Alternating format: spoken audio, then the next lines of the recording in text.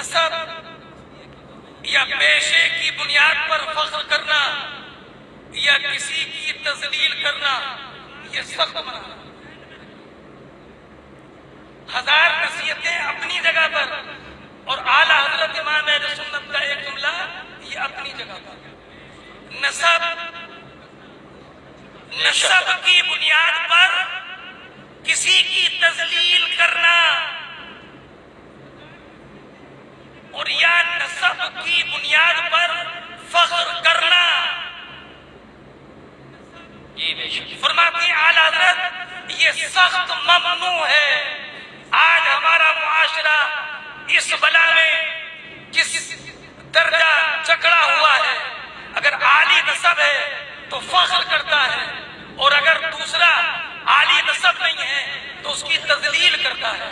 اور اعلیٰ حضرت نے ایک لفظ اور بڑھایا، پیشے کی وجہ سے کوئی بھی جائز پیشہ ہو، ذریعہ معاش ہو، اگر بہت اعلیٰ قسم کا ذریعہ معاش ہو اس پر فخر کرنا جائز نہیں، اور اگر گھٹیا درجے کا پیشہ ذریعہ معاش ہے لیکن وہ شرعاً جائز ہے تو اس کی تذلیل جائز نہیں۔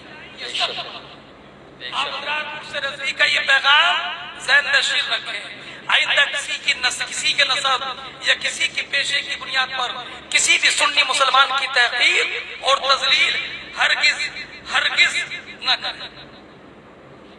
اور ایک بات اعلیٰ حضرت امام اہل سنت رضی اللہ تعالیٰ عنہ کبھی بھی عورتوں کو بے پردہ مرید نہیں کرتے تھے، اور اعلیٰ حضرت امام اہل سنت سے سوال کیا گیا کہ اگر ایک پیر ہے جو چاروں طرف عورتوں کا گول بنا کر بیٹھتا ہے، پیر ملنگ ہے نا، ایک بلا انتخاب کے منتخب نے تو ایک بہت بڑے جاہل کو لقب دے دیا۔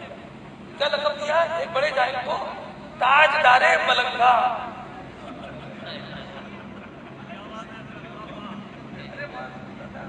تاجدار ملنگا وہ بھی بالکل جاہل آدمی ہے، اسے تاجدار ملنگا۔ تو سوال ہوا کہ بیچ میں بیٹھ جاتا پیر، یہ پیر نہیں پیر ہے، اس کا مرید نہیں مریض ہے، ایسے بے پردہ مرید کرنے والوں کی خانقاہ نہیں خامخواہ ہے۔ بے شک حق ہے، حق ہے، حق ہے، صحیح فرما رہے ہیں، خامخواہ۔ ایسے خامخواہ لوگوں کے چکر میں مت پڑو۔ باشرہ پیر جو خانقاہ رضویہ بریلی شریف کی سجادہ نشین ہے، خانواد رضویہ کے افراد ہیں، ان کے دامن کرم سے وابستہ ہو جاؤ، یا کسی بھی سنی صحیح العقیدہ پیر کے دامن کرم سے وابستہ ہو جاؤ۔ تو سوال کیا گیا، حضرت ایک پیر ہے چاروں طرف عورتوں کا گول بنا رہتا ہے تو اس کا ایسا مرید کرنا جائز ہے؟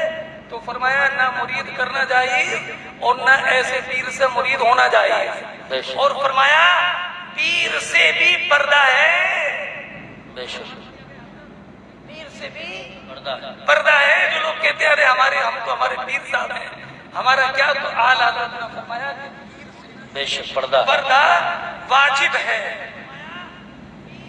اچھا ایک بات، بزرگان دین کی تصویریں بزرگان دین کی، کچھ خانقاہوں میں بزرگان دین کی تصویریں باقاعدہ دکانوں پر فروخت ہوتی ہیں، تو یاد رکھنا ہر جاندار کی تصویر جس میں چہرہ ہو سخت منع ہے، چہرہ ہی تصویر ہے۔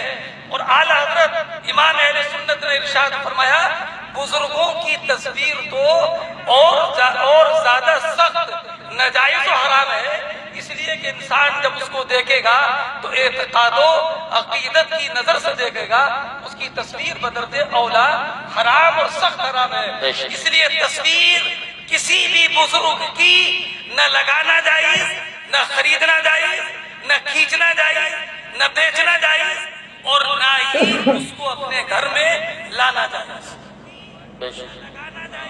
یہ بات آپ نے فتاوی رضویہ کی روشنی میں منکرات کا رد کر رہا ہوں۔ ایسے ہی قبر پر نماز پڑھنا، یعنی قبر نیچے ہو اور بیچ میں کوئی فاصلہ نہ ہو، دیوار وغیرہ کا، یا قبر کو قبلہ بنا لینا کہ جانب قبلہ میں قبر ہو، تو یہ سخت ناجائز ہے۔ البتہ اگر قبر سامنے نہیں ہے، قبر پر نماز نہیں پڑھ رہا ہے، بلکہ قبر کے قریب بطور تبرک نماز پڑھ رہا ہے، جیسے کہ مزارات کے مقدسہ کے پاس میں مسجدیں بنی ہوتی ہیں، تو ان میں نماز پڑھنا بلا شبہ جائز، بلکہ از راہ تبرک اور از راہ تبرک یہ بہتر اور مستحسن ہے، جیسے کہ علامہ نصفی علیہ رحمت و رضوان نے مدارک شریف میں اس کا ذکر کیا ہے۔ اور آگے فرضی قبر جہاں پر کوئی دفن نہیں ہے ایسی بنا لیا، تو فرماتے ہیں فرضی قبر کی زیارت یہ جائز نہیں، بلکہ یہ سخت ناجائز و گناہ ہے۔ ایسے ہی پختہ قبر نیچے سے بنانا اور اونچی بنانا یہ ناجائز۔ فرماتے ہیں کہ میرے والد، میری والدہ اور میرے بھائی کی قبر دیکھو گے، ایک بالشت سے زیادہ اونچی نہیں ہوگی، اعلیٰ حضرت نے بیان فرمایا ایک بالشت سے زیادہ اونچی نہیں ہوگی۔ فرمایا نیچے سے پکا کرنا یہ منع ہے، اگر اوپر سے پکی کر دی جائے تو فرماتے ہیں اس میں کوئی حرج نہیں ہے۔ اور ایک بات، میت کے گھر کھانا کھانا، میت کے گھر کھانا کھانا، دعوتیں کھانا، اگر کھانے کا شوقین ہے، کھانے کے انتظار میں رہتا ہے، کون کب کہاں مر رہا ہے اسی میں لگے رہتا ہے، تو فرماتے ہیں اس سے سستی کاہلی پیدا ہوتی ہے، عبادت کا جذبہ کم ہوتا ہے، دل میں سیاہی پیدا ہوتی ہے۔ مردے کا کھانا جو بطور دعوت ہو، اعلیٰ حضرت امام اہل سنت نے اس کو سختی کے ساتھ منع فرمایا ہے۔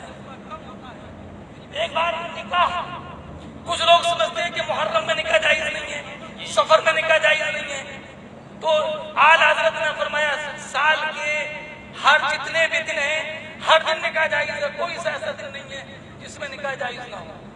اور کچھ لوگ روٹی کے چار ٹکڑے کر لیتے ہیں اور 4 ٹکڑے کرنا یہ سنت سمجھتے ہیں۔ اعلیٰ حضرت امام اہل سنت نے فرمایا اس کی کوئی ضرورت نہیں ہے اور شریعت میں اس کی کوئی اصل موجود نہیں ہے۔ حضرات ایسے ہی سجدہ تعظیمی نہ کسی پیر کو جائز ہے اور نہ کسی مزار پر جائز ہے، بلکہ یہ سخت ناجائز و گناہ ہے۔ اور ایک بات اور یاد رکھیں، فرماتے ہیں اعلیٰ حضرت بچوں کے بہلانے کے لیے جھوٹے وعدے کرنا۔ کبھی ایسا ہوتا ہے کہ بچہ رو رہا ہے اور اس سے کوئی وعدہ کر لیا تمہیں یہ لا کر دوں گا، تمہیں یہ لا کر دوں گا، اور لانے کی نیت نہیں ہے۔ فرماتے ہیں اعلیٰ حضرت یہ بھی جائز نہیں ہے، بچوں سے وہی وعدے کیے جائیں کہ جن کو نبھانے کی نیت دل میں ہو۔ جھوٹے وعدے کرنا بچوں سے بھی جائز نہیں ہے۔ شادی میں ڈھول تماشے مروجہ جس طور پر رائج ہیں یہ جائز نہیں ہے۔ اگر ڈھول اور باجے شادی میں ہو تو اعلیٰ حضرت امام اہل سنت نے تاکید فرمائی ہے کہ مسلمان ایسی شادی میں شرکت سے اعتراض کریں اور ایسی شرکت میں جانے سے بچیں۔ اور ایک کالا خضاب لگانا، اس میں ہمارے بہت عوام و خواص مبتلا ہیں۔ کالا خضاب لگانا اعلیٰ حضرت امام اہل سنت نے سختی کے ساتھ منع فرمایا۔ وہ فرمایا سرخ رنگ کا خضاب لگایا جائے یا زرد رنگ کا، یہ زرد رنگ کا خضاب لگانا اور یا سرخ رنگ کا خضاب لگانا یہ بلا شبہ جائز ہے، لیکن کالے رنگ کا خضاب لگانا فرمایا یہ کافروں کا خضاب ہے، یہ کافروں کا خضاب ہے۔ اعلیٰ حضرت امام اہل سنت نے کالا خضاب لگانے سے بڑی سختی کے ساتھ منع فرمایا۔ اور یہ نہیں ہے کہ آپ کالا رنگ لگائیں تبھی وہ ناجائز ہو، بلکہ داڑھی کالی کرنا یہ ناجائز ہے۔ کچھ لوگ یہ سوچتے ہیں کہ ہم نے تو مہندی سے کالی کی ہے، کالی کرنا حرام ہے، چاہے وہ کسی بھی ذریعے سے ہو، کالی کرنا ناجائز ہے۔ یہی اعلیٰ حضرت امام اہل سنت رضی اللہ تعالیٰ عنہ کا فرمان ہے۔ اور ماشاءاللہ کالا خضاب لگانا جب حرام ہے تو ظاہر سی بات ہے کہ جو امام کالا خضاب لگائیں گے ان کے پیچھے اقتدا بھی جائز نہیں ہوگی، اس لیے کہ وہ امر حرام کے مرتکب ہیں۔ اس لیے ہمارے ائمہ اور علماء کو اس بات پر خاص توجہ دینے کی ضرورت ہے، بلکہ اس طریقے سے بھی کالا کرنے سے داڑھی کو بچیں جس سے کالا خطاب لگانے کا شبہ ہوتا ہو۔ اس لیے کہ حدیث پاک میں ہے اتقوا مواضع التہم، تہمتوں کی جگہ سے بھی بچنا چاہیے۔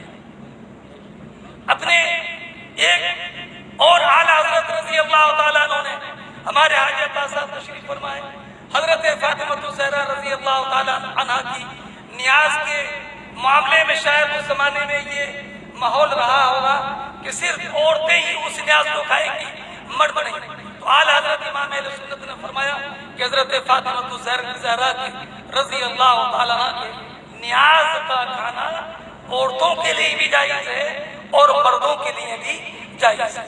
حضرات، یہ میں نے چند چیزیں ابھی مغرب بعد نوٹ کی، اور حضور حسن میاں صاحب قبلہ نبیر اعلیٰ حضرت سجادہ نشین خانقاہ عالیہ رضویہ بریلی شریف حضور حسن میاں صاحب قبلہ نے مجھے حکم فرمایا تھا کہ کچھ مجھے آپ کو بولنا ہے، تو میں نے سوچا کچھ بولنے کے لیے ایسی باتیں بول دی جائیں کہ جس کا ایک پیغام بھی پہنچ جائے۔ حضرات، ان چیزوں سے آپ ہمیشہ بچتے رہیں، اور اعلیٰ حضرت امام اہل سنت رضی اللہ تعالیٰ عنہ نے جو احیاء سنت قائم کیا ہے اس پر قائم رہے، اور ایک بات اور ذہن نشین رکھیں، بہت خوب،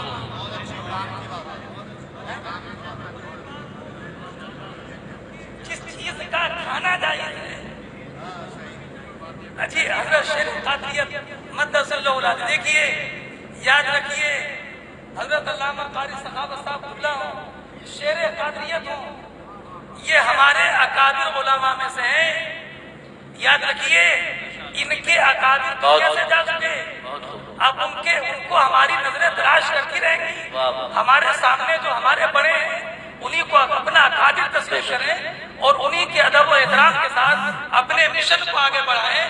خود بڑے بننے سے کوئی بڑا نہیں ہوتا، جب تک یہ بڑا نہیں بنائیں گے تب تک بڑا نہیں بن پائے گا۔ اس لیے ہمارے اکابر یہی لوگ، کیا بات ہے، بہت خوب، ماشاءاللہ، بہت ہمارے یہی اکابر ہیں، اور ہمیں ان کے ادب و احترام کرنا ہے، اور انہی کی اتباع میں مسلک کا کام آگے بڑھانا ہے۔ حضرات، ایک بات میں آپ کو اور بتا دوں، اعلیٰ حضرت امام اہل سنت مسلک اعلیٰ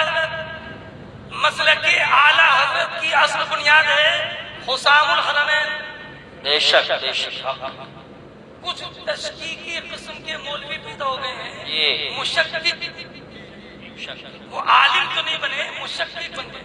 جی ثلاثی مزید فی باب تفیل سے مشکک ہے نا، ایک لا ادریہ قسم کا جو گروہ تھا، انہی کا وہ عالم ہے نا، سیدھے عالم نہیں، سیدھے محقق بن رہے ہیں۔ بے شک، یعنی کئی کرسی بار پہلے تو اولا ثانیہ کے بعد عالم بن جاتا تھا، اب تو بغیر پڑھے عالم نہیں بن رہا، مفتی اور محقق عالم بنے بغیر۔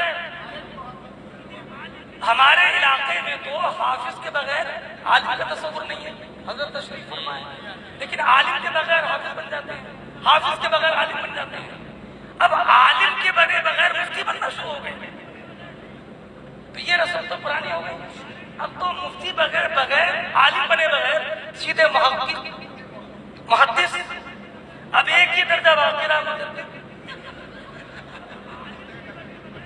نہیں، یہ کرتے تھے اگر مراد آبادی مجدد کا حال نہ دیکھا ہوتا۔ صحیح فرمایا، سیدہ میں جملہ ہے، بہت نعرہ تکبیر، نعرہ رسالت، نعرہ غوثیت، مسلک اعلیٰ حضرت، فیضان اعلیٰ حضرت، حضور صاحب سجادہ حضرت علامہ سبحانی میاں صاحب قبلہ، حضرت علامہ احسن میاں صاحب قبلہ، عرس رضوی، سبحان اللہ سبحان اللہ۔ اگر مراد آبادی مجدد انتخاب قدری علیہ معلے کا حاشر نہ دیکھا ہوتا تو شاید لوگ یہ دعویٰ کرنا شروع کر دیتے۔ عبرت ہو گئی، اس نے تو خود ہی کہا تھا مسلک اعلیٰ حضرت یہ دین حق، اس کی حد سے جو باہر نکل جائے گا بروز قیامت خدا کی قسم دیکھنا وہ جہنم میں چل جائے گا۔ تو اس لیے اب چونکہ براہ راست محقق اور محدث پیدا ہو رہے ہیں، اس لیے اعلیٰ حضرت امام اہل سنت کے مسلک کی جو بنیاد ہے حسام الحرمین، اگر حسام الحرمین کے ایک حرف سے بھی کوئی لا تعلق ہوتا ہے تو اس کے لا تعلق ہونے سے پہلے اپنی پوری جماعت کو اس سے لا تعلق ہو جانا چاہیے۔ بے شک اس میں کوئی بھی سمجھوتا نہیں ہونا چاہیے۔ حسام الحرمین ہمارے مسلک کی بنیاد ہے، لیکن افسوس یہ ہے کہ ہمارا ظاہر و باطن یکساں ہونا بہت ضروری ہے۔ ہم جو اسٹیج پر بولے، جو میدان میں بولے، وہی ہماری خلوت کا عمل ہونا چاہیے۔ حسام الحرمین میں جو بھی شک کرتا ہے، جن علماء دیوبند کی اعلیٰ حضرت امام احمد رضا نے تکفیر کی ہے، اگر وہ تکفیر کی تا کو بھی ہٹا کر لکھنے کی کوشش کرے گا تو اس کو اسٹیج سے بھی ہٹاؤ، اس کو مسجد سے بھی ہٹاؤ، اس کو مدرسوں سے بھی ہٹاؤ۔ بے شک حق ہے، واہ واہ واہ واہ، بہت بہت اس سے ہمارا کمپرومائز اگر ہو جائے تو ہمارے مسلک کی دیوار کیا رہے گا۔ بے شک اس لیے ہم اس معاملے میں چاہے آپ اس کو صلح کلی بولو، جو بھی اس کو نام دو، ارے صلح کلی کہہ دیا تو گویا کہ آپ نے دیوبندی سے زیادہ سخت لفظ بول دیا، لیکن صلح کلی وہی ہے جو علماء دیوبند کی تکفیر میں شک کرتا ہے اور علماء دیوبند کو اپنے آغوش میں لے کر بیٹھتا ہے۔ تو یہ، اور میں شیر قادریت دامہ صلی اللہ علیہ سے بڑے ادب و احترام کے ساتھ اپنے علماء کے تکفیر میں ایک عرض کرتا ہوں، جماعت کرتا ہوں کہ کچھ اس زمانے میں ایسے مولوی بھی ہیں جنہوں نے مسلک کا نعرہ لگایا، اپنے سامنے رضوی لکھا، رضویت کو اپنی شناخت بنایا، مسلک کے اعلیٰ حضرت کے نعرے لگوائے، لیکن وہ اپنی تحریروں میں کھلے طور پر مسلک کے اعلیٰ حضرت سے بغاوتی تیور رکھتے ہیں۔ بے شک یہی بات حق فرما رہے ہیں، ایسے لوگوں کو اور وہ دور نہیں ہے، چراغ کے تلے ہیں۔ بے شک چراغ کے تلے اندھیرے میں نظر نہیں آ رہے، بے شک ان کو اجالے میں لائیے، ان کا بھی اسی سختی کے ساتھ محاسبہ کیجیے جو اس شرعی طور پر اس کا حق ہے۔ بے شک بہت ضروری ہے، ماضی کب تک بہت ضروری ہے، چشم پوشی کب تک ہوتی رہے گی، نجی مجلسوں میں ذکر ہوتا رہے گا، لیکن کھل کر ان کے خلاف کوئی بولنے کے لیے اس لیے بہت ضروری ہے۔ ہم سے بدگمانی ہو جائے گی، ہمارے تعلقات خراب ہو جائیں گے۔ ہمارے تعلقات کی بنیاد مسلک اعلیٰ حضرت ہے، رہے گا، اس سے جو منحرف ہے اس کا ہمارا کوئی تعلق نہیں۔ بے شک حق ہے، سبحان ایک ساتھ یہ سمجھ میں نہیں آتا کہ ایک مسلح پر جمعہ اور سور کیسے ہو جائے گی۔ میں نے کہا 50 سال کے بعد میں تو ویسے بھی کریکٹر شروع ہو جاتا ہے نا، سفر ادیبی بگڑا 50 سال کے بعد، انتخاب قدری بگڑا 50 سال کے بعد، جتنوں کی تاریخ دیکھو 50 سال کے بعد بگڑے گی۔ اس لیے کہ ہاتھ چومنے والے زیادہ ہوتے ہیں، شاگرد چلے جاتے ہیں، ہاتھ چومنے والے بڑھ جاتے ہیں، اپنے آپ کو